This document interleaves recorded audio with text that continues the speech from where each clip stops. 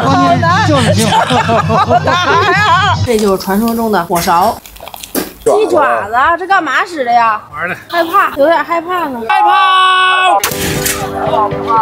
在北京的延庆有个永宁镇，这儿有一道出了永宁就吃不到的美食，叫做火勺。现出锅的椒盐味火勺，配上好吃的酱肘子，再搭配一碗热气腾腾的豆腐汤。永宁产豆腐，所以这有豆腐条汤，哇，咸咸口，是当地人非常喜欢的美食。肉真多，巨快。除了特色的豆腐汤，还有素丸子汤也不赖。这是素丸子，好像。这萝卜丸子汤，萝卜味很浓啊。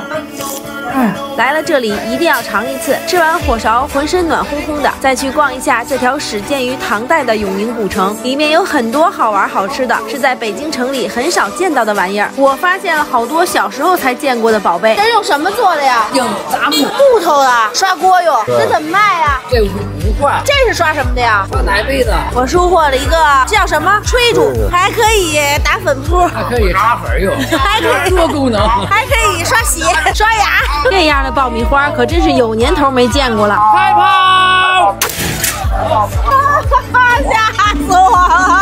我已经想到的声音大了，没想到声音这么大。晚上我们住在了距离永宁古城10公里的三思村，这家民宿坐落在长城脚下的安静村庄里。我们住的是一户独门独院，非常惬意，屋里可暖和了。赶紧进来暖和暖和，这山里边还是挺凉的。晚上欢迎光临，看我的小屋，还能做饭。这边有一个小会客室，带你看看我的卧室。当当当，这就是我今天要入住的小屋了。民宿的活动很多，在这里我第一次体验了滑旱船。这是技术活，这真是技术活。自己动手做了豆浆当做早餐，还做了好吃的糖葫芦，同时了解了什么是涮。原来这个字是延庆的方言，这个是延庆方言，念涮，知道啥意思不？就是傻的意思。